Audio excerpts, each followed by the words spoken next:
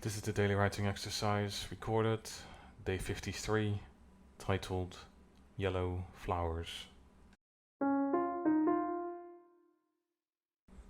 The bright side of a dark side is that a bright side might contain the occasional vase with yellow flowers. Esther particularly enjoyed yellow flowers as they fit in with any decor and gave it the comfort any room could use.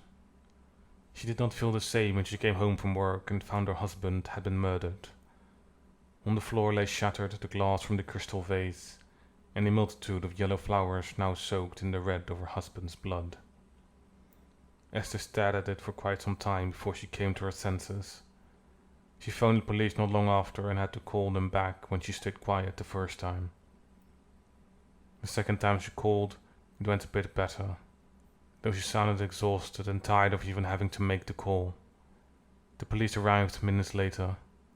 Esther sat on the top of the steps of her home and gazed tiredly at the police officers as they said something to her before they went inside to inspect the house. A lot of commotion happened behind her afterwards. Esther did not look at it once. She remained on the steps, and not long after several more police cars arrived and even an ambulance. The street was partially locked off, and dozens of people came and went from the house. It took quite a while before Esther was even noticed, and before someone did something about it. Esther barely paid any attention to the flurry of words that were being directed at her. Her mind was still with the yellow flowers, and whether she could ever disassociate them with the blood they were soaked in.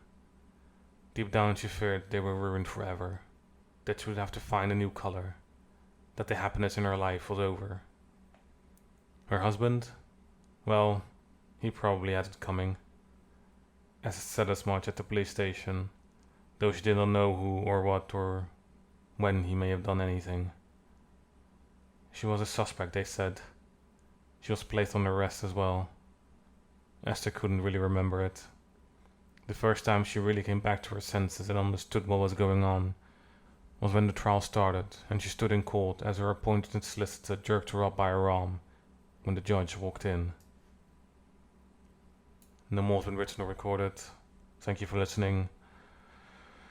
Considering this will probably one of the very last times I'll do this, because as much as I did it, irrespective of the enjoyment I may or may not have felt, I can't say with some certainty that it has been an incredible failure, and quite honestly very fucking pointless, considering I don't even know what the point of it was to begin with. So yeah.